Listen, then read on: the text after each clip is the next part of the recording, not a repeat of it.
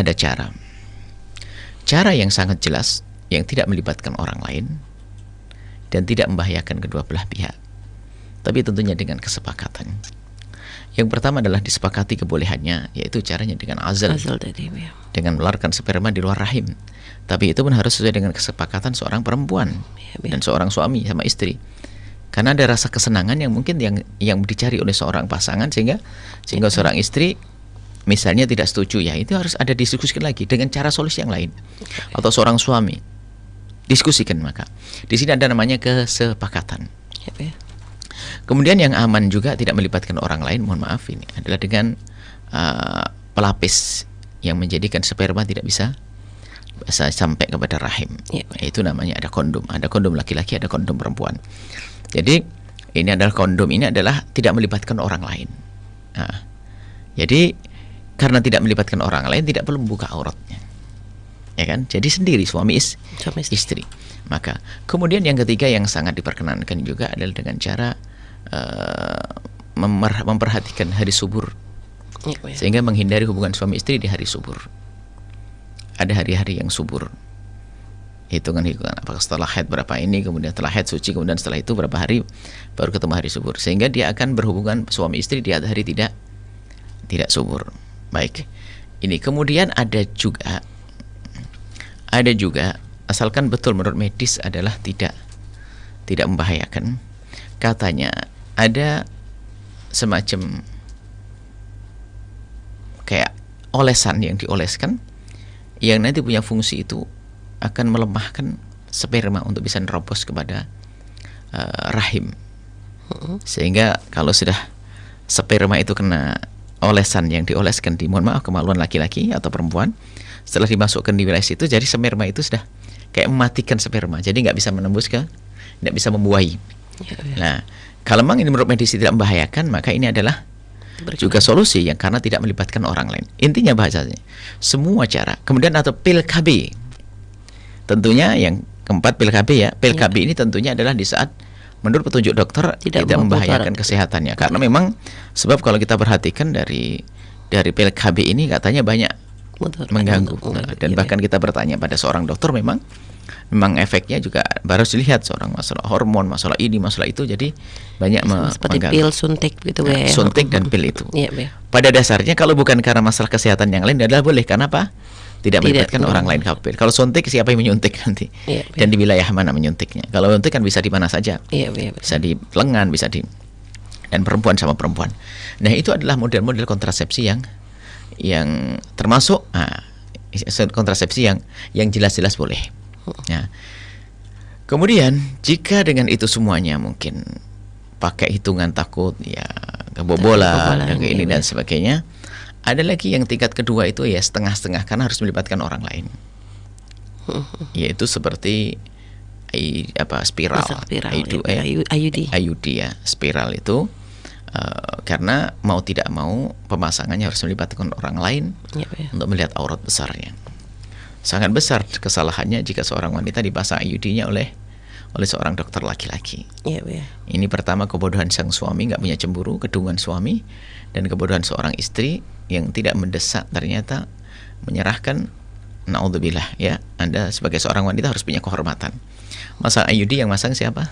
Seorang laki-laki. Naudzubillah. Nah, untuk masang IUD ini memang pertama lebih aman, bahkan katanya lebih jaminan untuk tidak terjadi kehamilan itu sangat kuat. Apalagi kasus misalnya ada hubungannya dengan kesehatan fisik ya. Kalau kesehatan fisik itu kalau pakai yang ini, pakai yang lainnya seperti azal dan sebagainya, kadang-kadang lupa sehingga bisa menjadi pembuahan.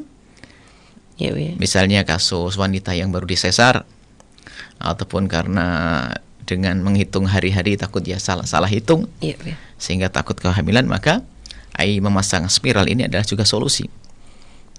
Tentunya mohon dan harus waspada para wanita jika ingin masang. Kalau memang harus kasusnya memang Anda bukan kasus biasa, karena kasus dari sesar takut kehamilannya membahayakan, maka yang memasang pun hendaknya adalah kaum wanita.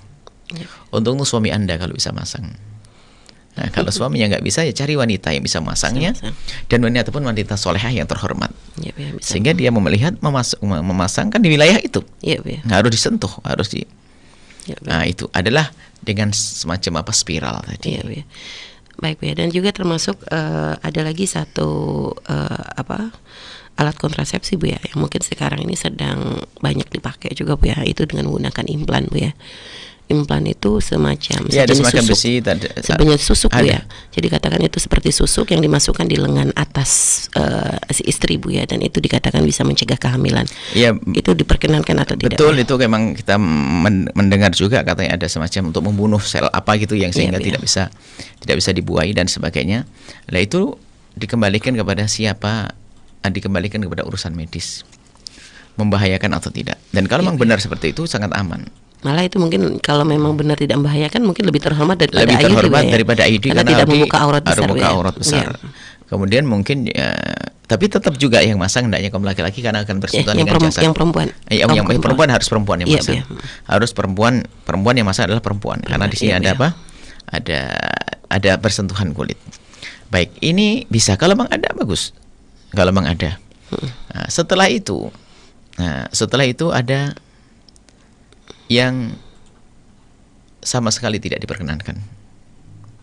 Kontrasepsi yang sama sekali tidak diperkenankan, yaitu memotong atau dalam misalnya kalau laki-laki vasektomi. Vasektomi sendiri kita tidak ngerti karena ada vasektomi yang bisa dikembalikan lagi.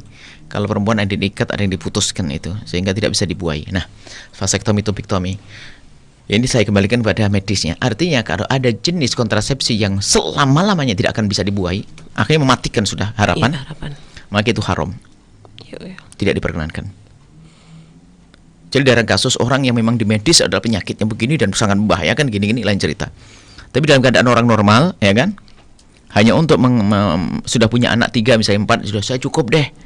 Tahu melakukan itu semuanya. Yang laki-laki vasektominya sehingga seorang laki-laki menjadi tidak bisa membuai, seorang perempuan menjadi tidak bisa dibuai, maka yang kasusnya abadi, kontrasepsi abadi, ini hukumnya haram.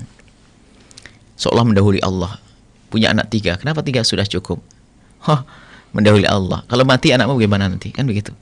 Jadi itu yang tidak diperkenankan adalah jenis kontrasepsi yang abadi. Ini apapun. Belum lagi nanti masalah caranya. Ini secara hukum saja sudah nggak boleh di situ. Kalau sudah masuk cara yang haram, double haramnya. Harus misalnya merobek, membuka aurat besar dan sebagainya, melibatkan kaum laki-laki, haram di atas haram. Tapi masalah perkenanan saja nggak ada. Karena apa? Memutus harapan untuk punya anak laki.